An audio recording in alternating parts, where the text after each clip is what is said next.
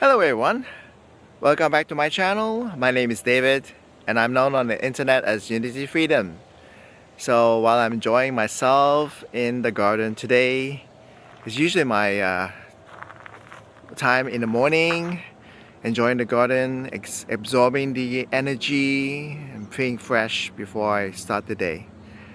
So today I have a topic to talk about, and it's about the illusion of choice and how I overcame through this as a process for me to discover the focus on self, which is myself, and how I overcame, I guess, the difficulty of how you get out of the illusion that you are awakened, truly awakened, rather than you're still in the illusion and thinking that you're awakened and you're doing things instead of just being who you are. So without further ado, I'll just take a walk, and after I'll finish my walk, I'll be back and I'll talk more about this. All right, I'm back from my walk. So today's topic is about the illusion of choice and how I use that, or how I discovered a way to overcome my focus on self. Alright, so what is the illusion of choice? So the illusion of choice is actually a marketing manipulation technique used by a lot of corporations today and also in the past. And it's a manipulation technique to control the consumer to buy a certain product. It gives the illusion that the consumer has a lot of choices, a lot of options they can choose to buy. But actually, the consumer is manipulated so that the consumer only has a few choices. And research has shown that consumers often prefer fewer choices rather than more options because of the stress they have to choose. But it is a manipulative technique to get the consumer to buy a certain product dictated by the seller, or in this case by the manufacturer. So what is the example of the illusion of choice? Well, the best example would be Henry Ford.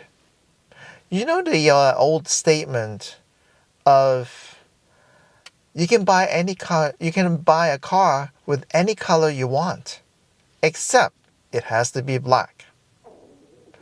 That was Henry Ford's sales pitch. And of course, if you hear this, you think that, hey, hold on a second. You said that I can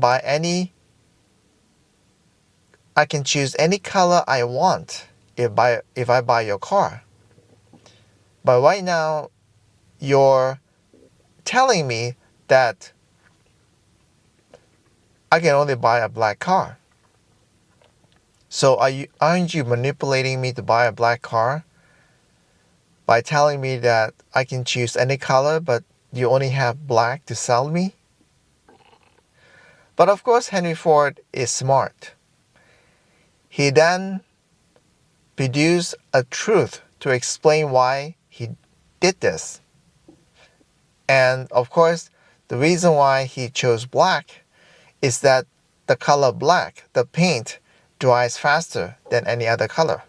And so he is able to mass produce the car at a lower cost, at a quicker and a lower cost. So that was his explanation. And of course, everybody believed it, at least for 19 years. But after 19 years later, today, we can buy a car with any color that we like. Another example of illusion of choice is you either with us or you're against us. So there are no other options or choices in between. You either choose this or that. And often, again, it comes with an explanation, a man-made truth, to justify why you should choose this instead of that. If you look at our society today, you'll see this illusion of choice going on as being normal. You know that we use a computer today run by two operating systems. It's either Windows or a Mac OS designed by Apple. And they're both designed and created in the United States. But why do we have only two choices? Well, that's because Windows and Apple have decided that it's better to create a monopoly or duopoly and then buy out all the other operating systems. And so therefore, it creates an illusion of choice. It now allows the consumer to choose only two. But of course, they produce evidence that you only need two operating systems. And that's the same with the phone. You can choose either Android or iOS. There used to be many more operating systems, but now we only have two. So you see that the illusion of choice, it's really an illusion, because while you may have a choice, there's not much choice you can choose. But you believe that you're living in a democratic country where you think you have freedom to choose. But if you look at society today, that's really not much freedom to choose, at least product-wise. You're producing products that consumers buy, but the choices of the products are limited, and we're okay with that. Now, question this: why is it okay for us to choose so few products and we don't question why we don't have many more choices? Well, if you look at this, a system is, again, a system is a belief system. And in order for someone to take on a belief system, it has to provide that person a sense of safety, a sense of structure, and a sense of superiority. It gives you a sense of certainty. If you're taking on a belief system, any belief system, it can be political, scientific, or religion. The Christian religion, the Buddhist religion, the Muslim religion. All of this religion is basically a system that provides you with a sense of safety, which is a certainty because there's a structure in the system. And of course, it also provides you with a sense of superiority. Because you belong to a system, you are special. You are privileged because at least you believe that you know more than other people who don't belong to the system. And you look at people who own a Mac computer or own a Windows computer, and when they get together and discuss their computers, it's like dogs and cats. They argue. They argue Windows is better because it's 90% of the people who use it. And then the Apple people, oh no, Apple is so easy to use. It doesn't crash like Windows. It doesn't have a blue screen of death. So you see that these two people who believe in each different systems all felt they're superior over one another. They know the truth. They're using the system because they know it's the right system for them. They know the truth. So they're proud of it. They belong to the system. But what they don't realize is that when they choose a system, when they choose a Windows computer or when they choose an Apple computer, that's all they could choose. There's nothing else available except Windows and Apple on the market. And yet, they took the system and they have made it special. So what does it have to do with the focus on self? Now imagine this. Remember what Jesus did 2,000 years ago when he went into the market and he saw a bunch of men wanting to stone a woman who had sinned, who had been caught sleeping with a man. So Jesus intervened. Jesus intervened and say, step forward. If you want to stone that woman, step forward. It means that if you step forward and you stone the woman, you have not sinned. And of course, no one stepped forward because everyone knows that they have sinned. They have made mistakes. They didn't want to step out and be the first to throw the stone on the woman because that would be hypocrisy. And they're too proud to even admit that what they believe, the system they believe, that men never sin or men will never make mistakes. Of course, that would make them shameful to admit that, so they didn't want to step out. But how come Jesus can offer this choice? How come the men couldn't think of this choice? If you want to stone the woman, you better make sure that you're clean. You're not sinned. You haven't sinned. You're free of sin. If you want to judge a woman who has sinned, then you better make sure that you're pure. You haven't sinned.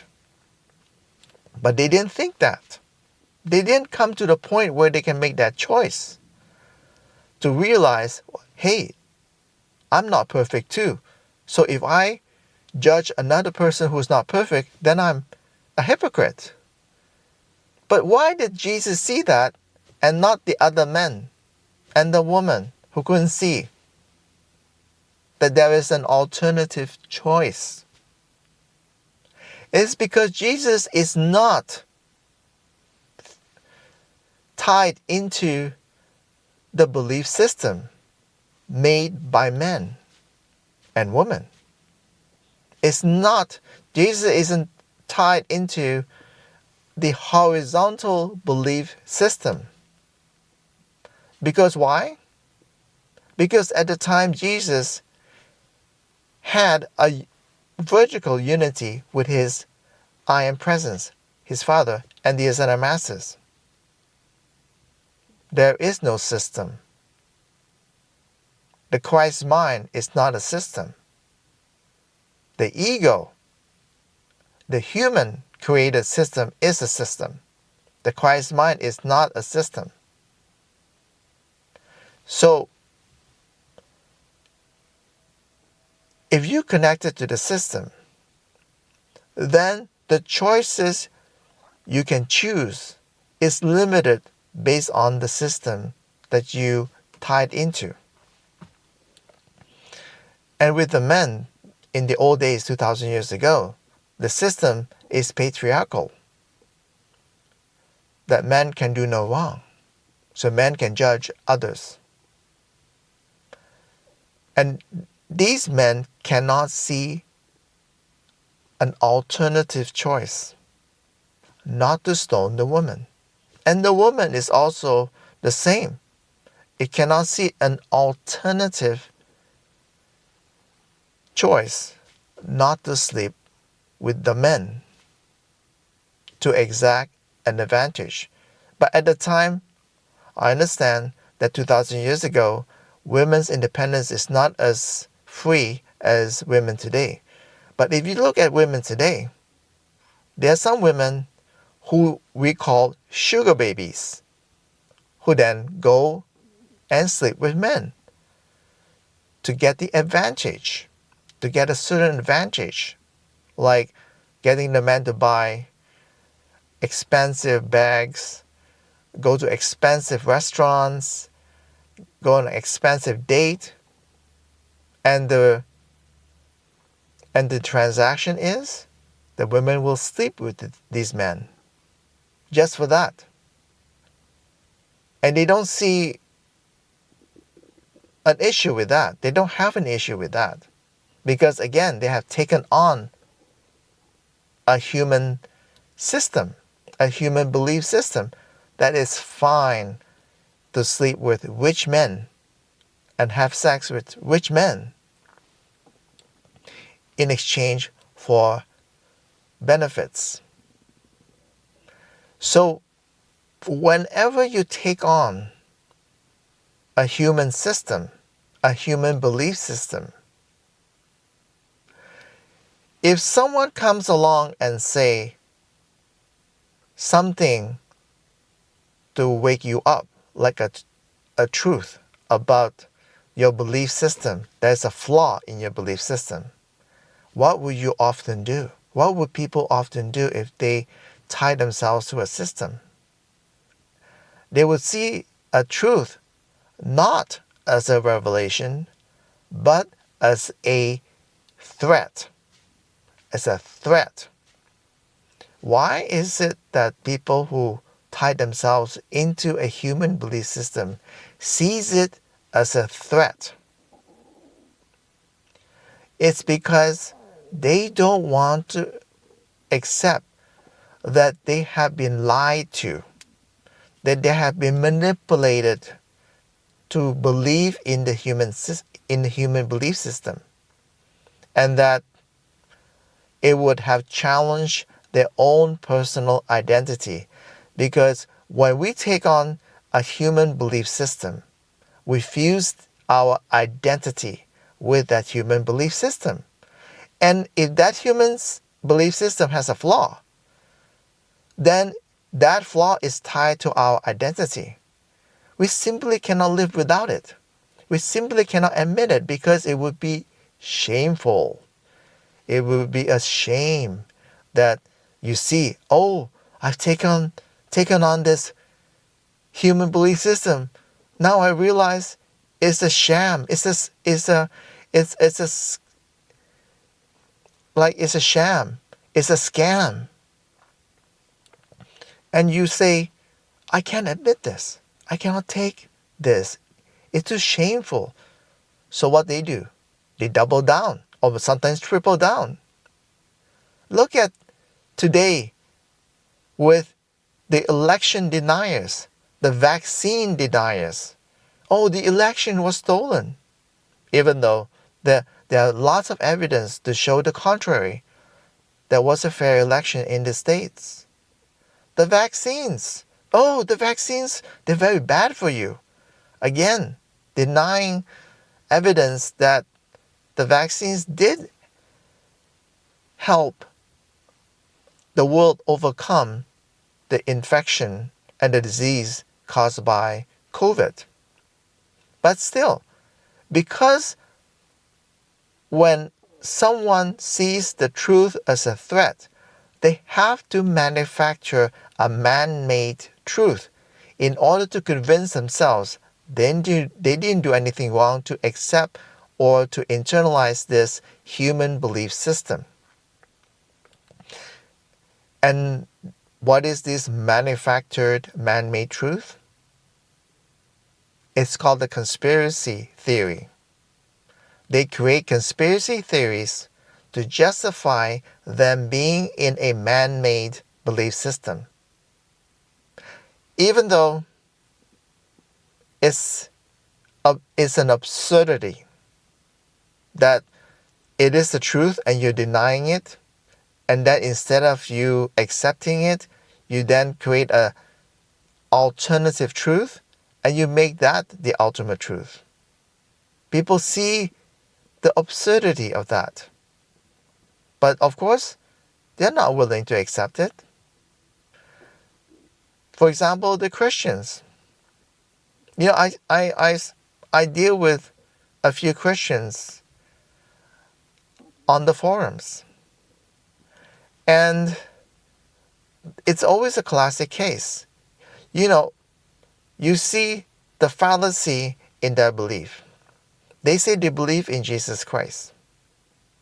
But are they really believing the true Jesus? Or are they attaching themselves to an image, a dead image of Jesus that has been dead for 2,000 years? Instead of accepting the image, the new image of the ascended Master Jesus Christ, who is now an ascended Master, and who is giving discourses and teachings through a messenger, Kim Michaels.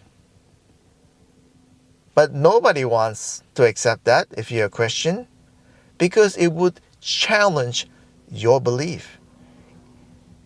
If you are a Christian, you would see Kim Michaels as a threat.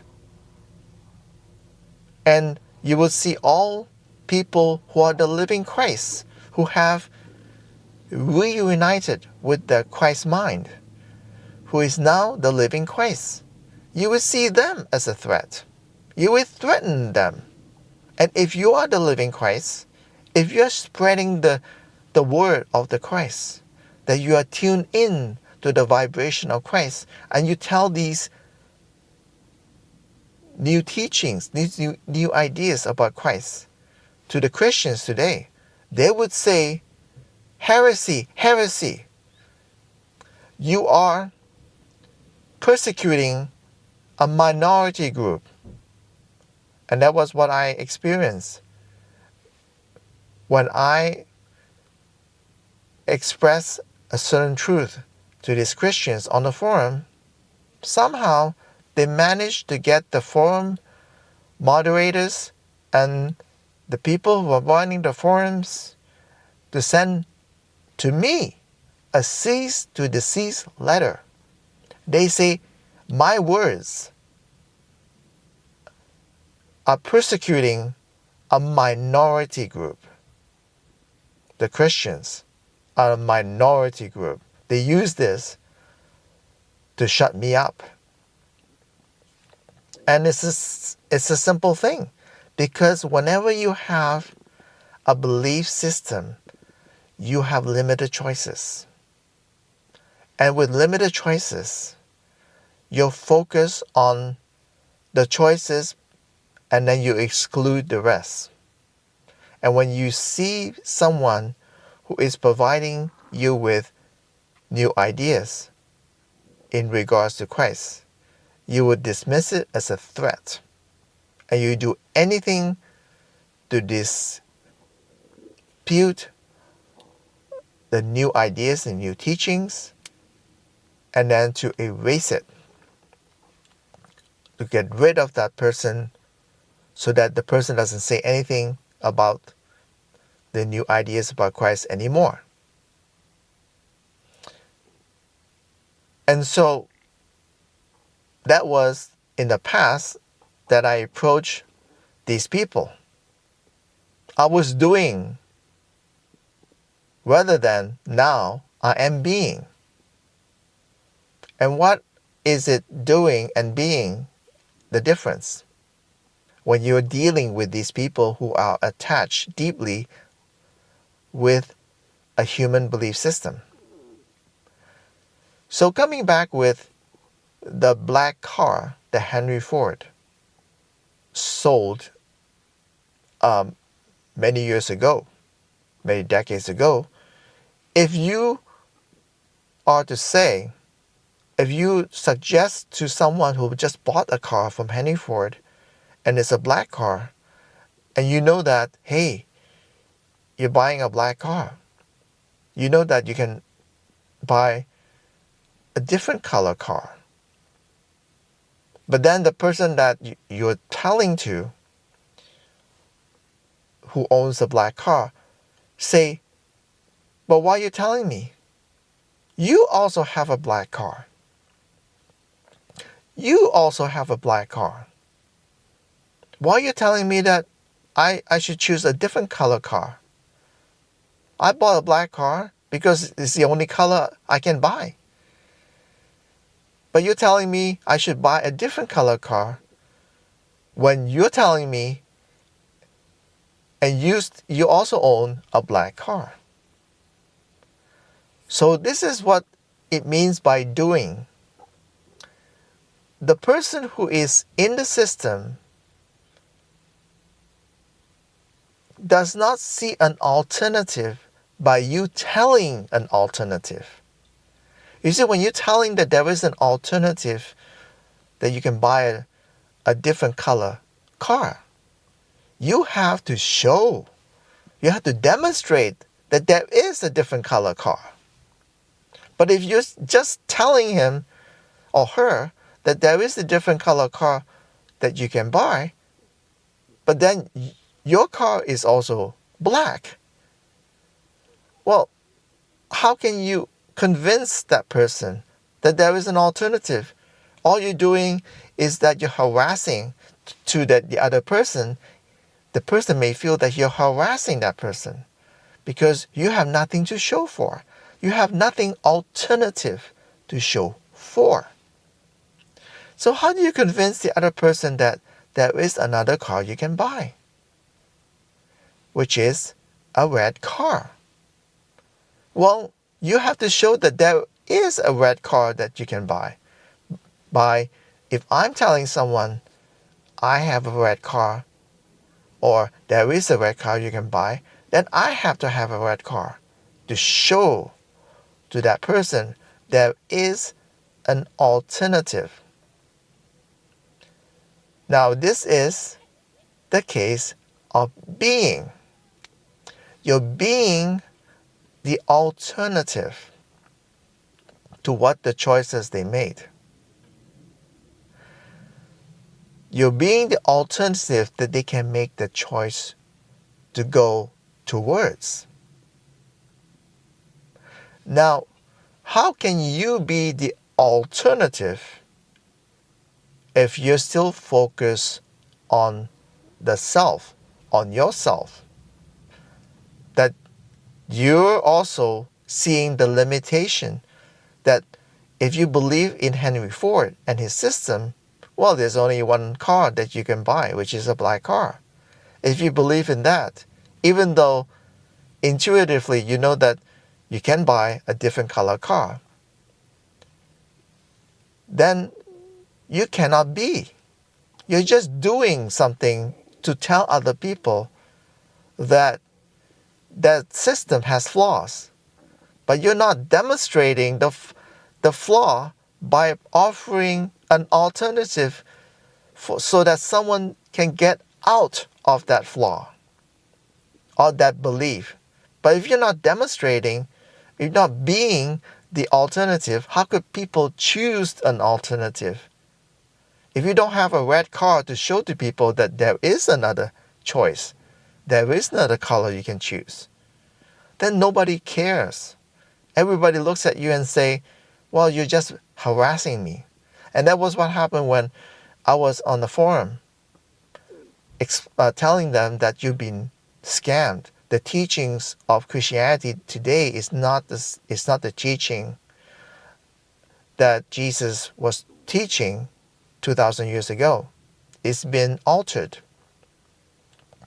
But I was approaching and presenting it in, again, a limited fashion, that I approach it through the focus on self, not the mind of Christ.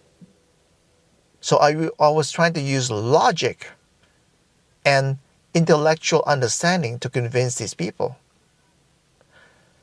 But of course, these people aren't really going to listen to me. Because because I was presenting an alternative through an intellectual understanding, but how can they intellectually understand when they cannot see the choice and when they see the truth as a threat?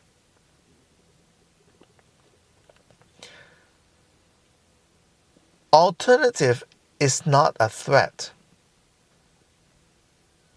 because an alternative is that there is another choice. The truth is something that challenges the system. But if you offer an alternative, you're not really challenging the person, aren't you? That the persons who had taken on the system is having or is able to make another choice. And the other person can see that.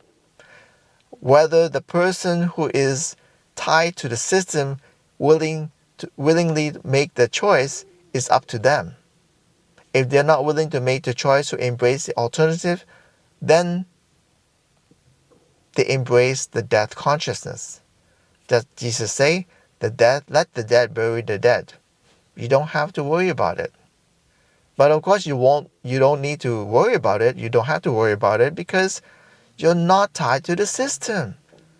You see, if you have a red car, red is the color you like. What difference does it make if you can't convince the other person that there is another color that the person can buy? You already have a red car that you like. If you fail to convince a person, hey, you can buy a red car, it's fine. You can just walk away. You can let the fool drive a black car even if he hates the color.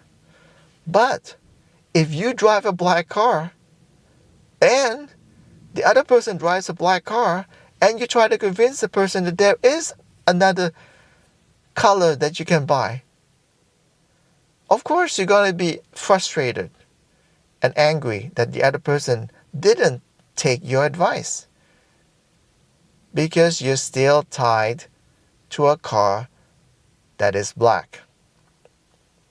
You're still tied to the death consciousness.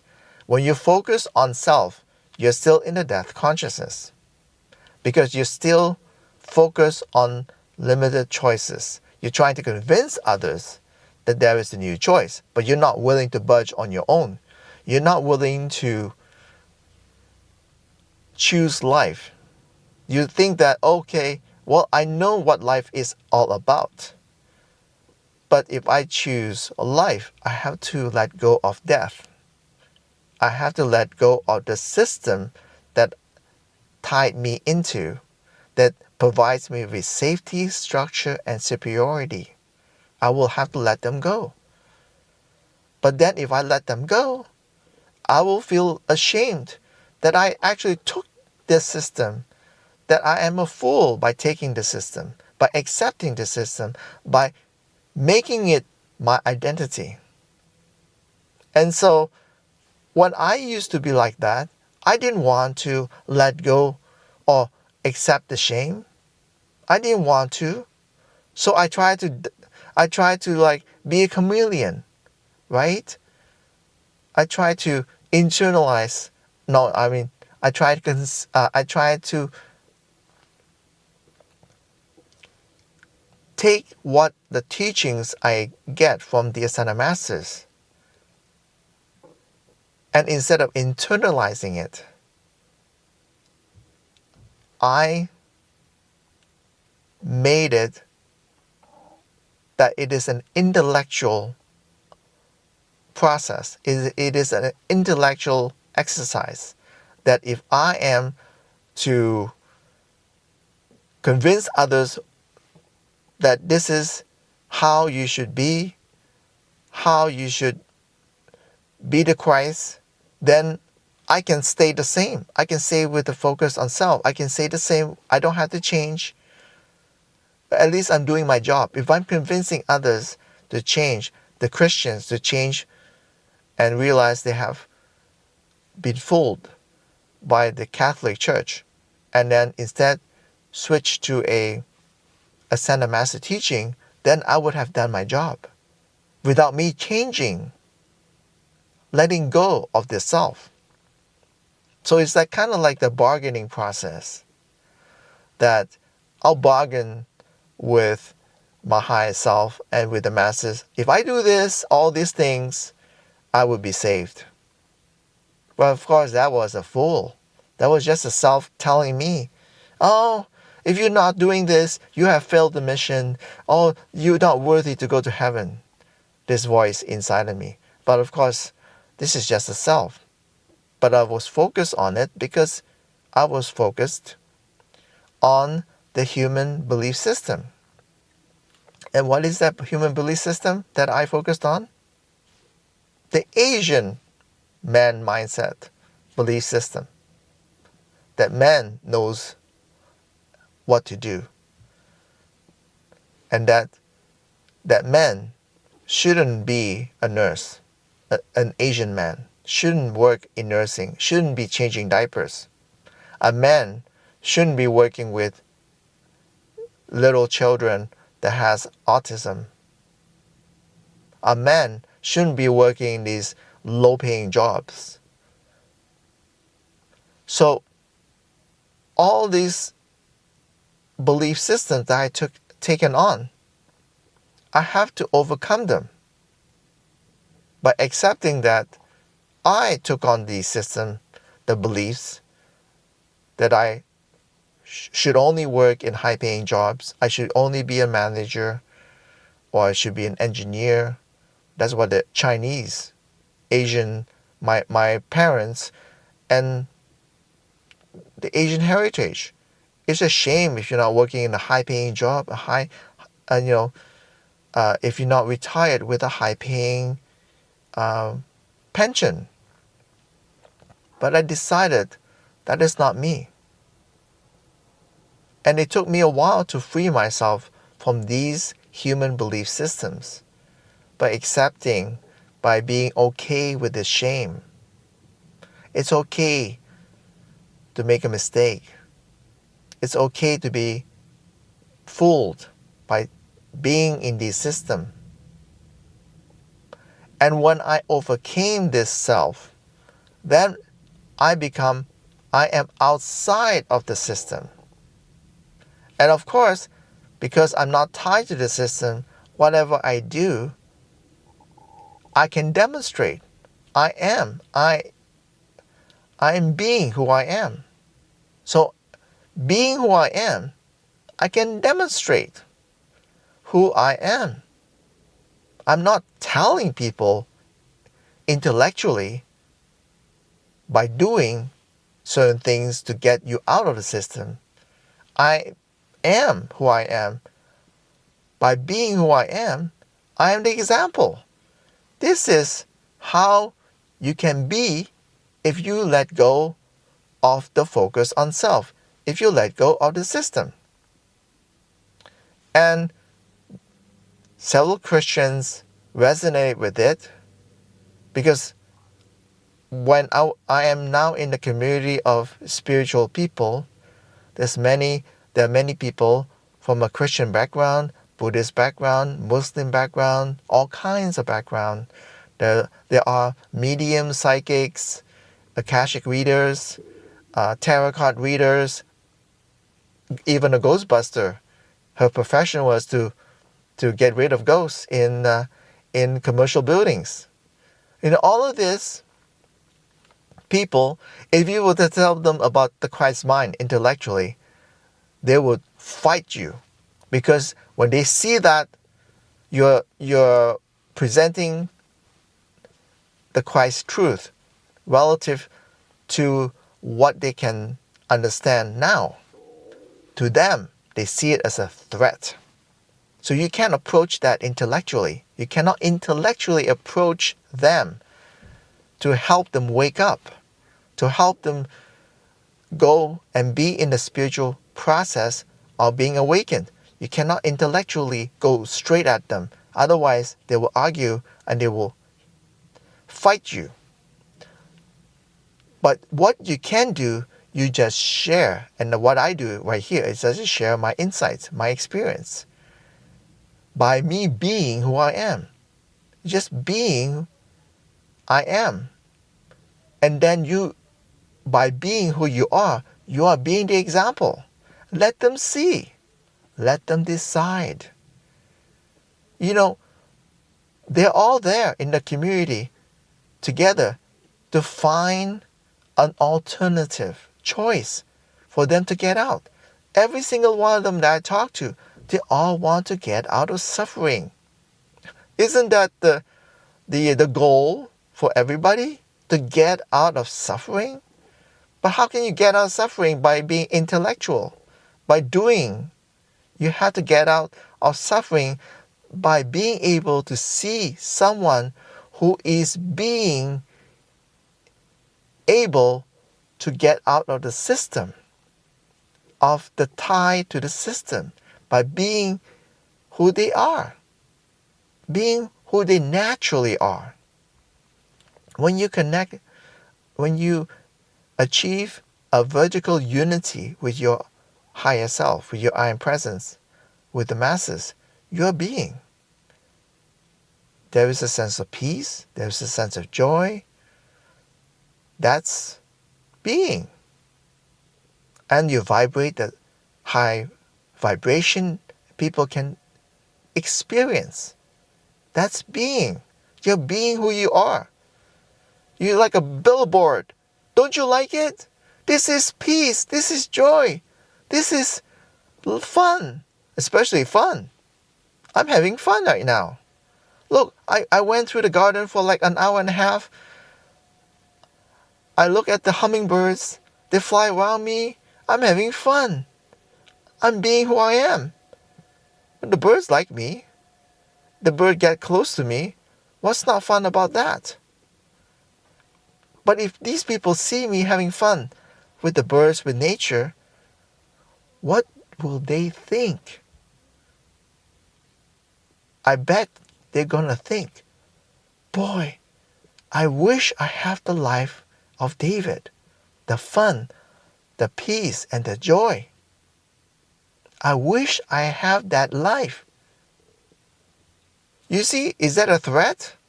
If you're just showing who you are, being who you are, showing an alternative of what they can achieve by being the example, by going for the example and striving for the example, my freedom. So the focus on self is a belief system that gives you a sense of safety, structure, and superiority. Basically, you feel privileged, special. And how can you feel privileged and special and then serve the whole? How can you be the example by serving the whole? If people look at it and say, well, I cannot do that, I cannot achieve that. But if you can achieve, if you are allowing someone to be able to look at your example and say, hey, I can achieve that. Because if someone have overcome the focus on self, the someone like myself, I can tailor myself to go down the level, right to the level of the other person. So I can be the alternative, be the example. And then it's up to them to make that choice, to embrace the alternative. All right. Thank you for listening to my talks. This is David saying goodbye.